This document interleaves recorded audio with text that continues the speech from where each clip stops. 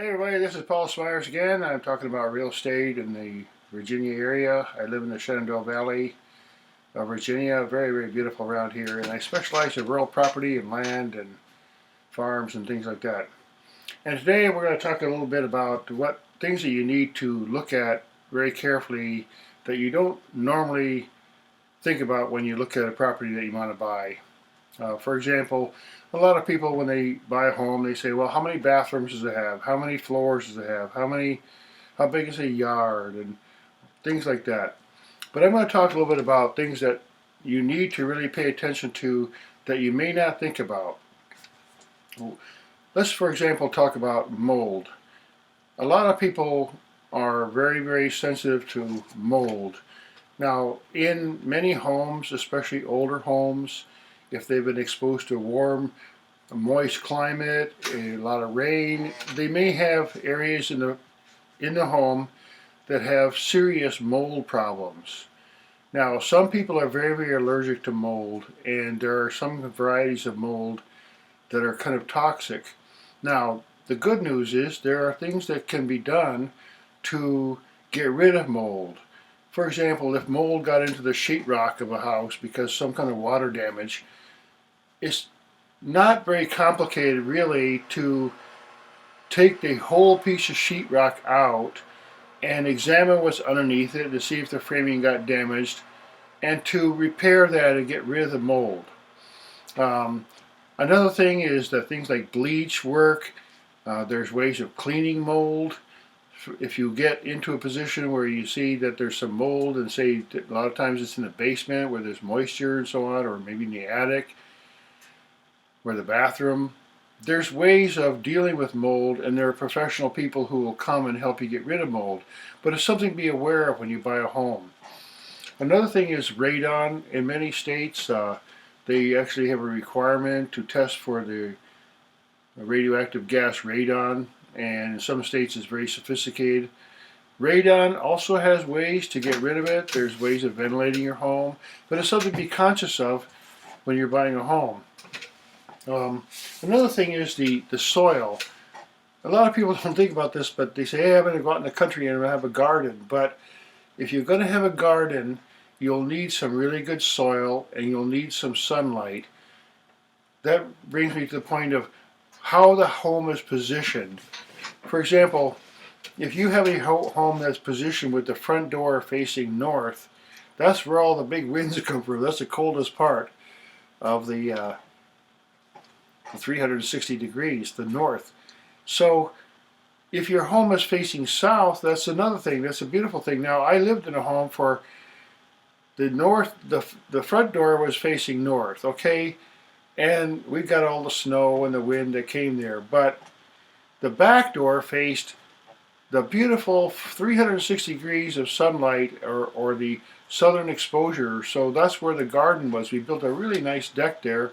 And it's very, very beautiful because even though the north door was, okay, we come in and out, whatever, it's functional, but it wasn't emphasized. So you want to think about how the home is positioned. In some areas, you don't really have much of a choice at all. You're in some kind of development and they have a cul-de-sac, and each home is positioned so the front door is faced that cul-de-sac. There are some people who feel that if your bed in your bedroom is faced to the east, it's a lot more peaceful sleep than if your bed and your head is faced toward the north. And then let's say the kitchen. Sometimes you get up in the morning and you enjoy your coffee and your routine.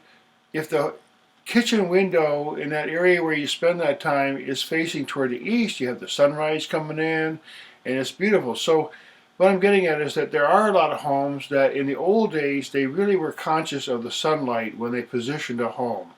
Nowadays, in modern developments, they just said, okay, we'll carve this little territory here, we'll just stick a house here and stick a house there. We don't really care anything about that. In the old days,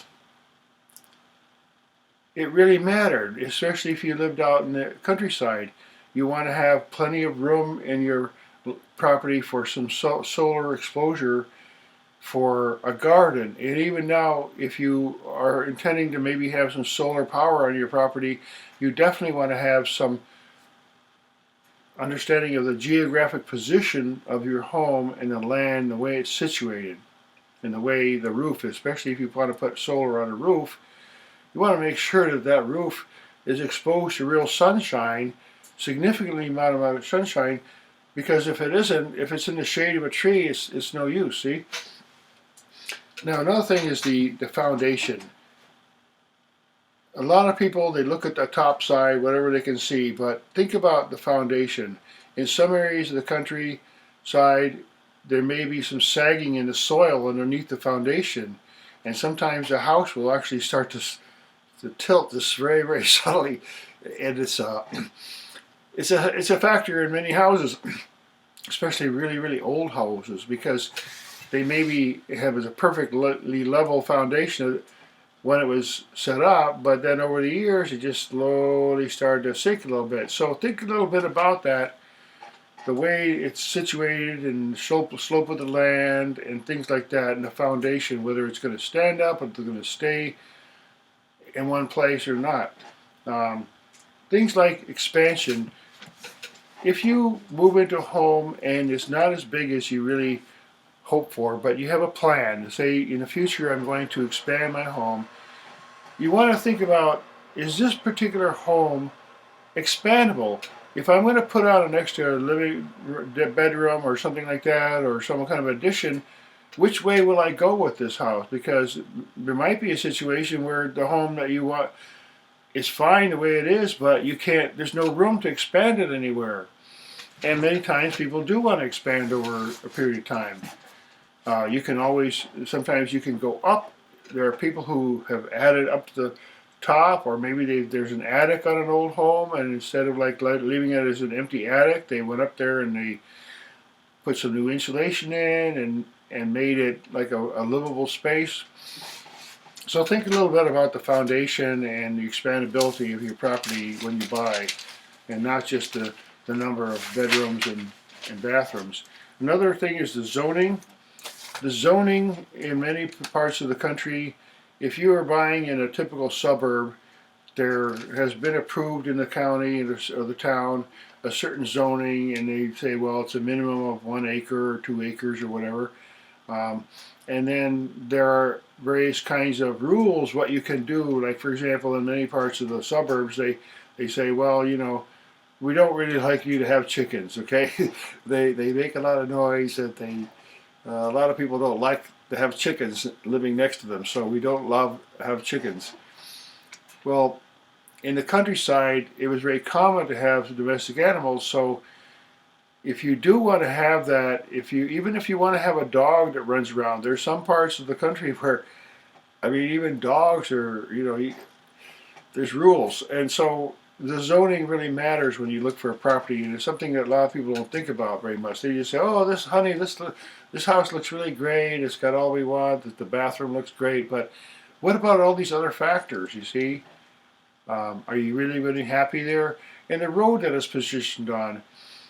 There are many areas of the country, sadly, where there's a lot of developments and they have these, what they call culdesacs, which means that you can go in this whole network of a development, and then you end up in these little cul-de-sac where there's no out, there's nothing. And we all know that in many parts of the country there can be a snowstorm or ice storm or some kind of evacuation or hurricanes or something like that, and people want to move out. And a cul-de-sac is the worst kind of place that you would want to be with something like that, because now you got like you're just like the last person in line to all the main roads. You don't have any access to, you know, you're just stuck in this little cul-de-sac in this little area. So I personally don't like those things at all. I like to live in an area where, if there was really an emergency, my access out would be easy and fast and not involved in a lot of traffic. And I could just, like, if you're living on a certain road in the country, and you can say, well, if something happens, I can go this way or I can go that way, or I can just stay where I'm at, you know, depending on the situation. There are places in the country where everybody else is evacuating from a big city, but if you're living in the countryside, what the hell? we're just relaxing out here and we don't have to evacuate.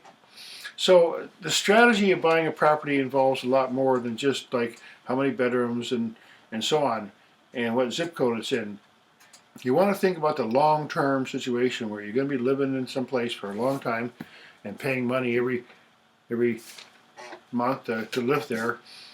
Try to look at some of these other things, like I said, the mold and the foundation and the zoning and the roof. The roof is very important. Think about if the roof is the way it's angled, the way it's shaped, how old is it, how old is the furnace. There's things that people do not ask questions about. A roof will require replacement, let's say 30 years. It varies a lot, but and what kind of roof is it? If it's a shale roof with certain kinds of roofs decompose quicker and they're very expensive to repair. So again, these are some of the things. I'll try to make another video. I want these to be pretty short, but there are things that you don't normally or often the realtor may not, they just want to tell you certain things. The selling agent may not want to tell you some of these things, so it's up to you to use your own intelligence and judgment and look at some of these other things. So again, thanks for watching, and I hope to see you in some of the other videos, and my contact information is down here below, my phone number or my email or just the comment section. So thanks again.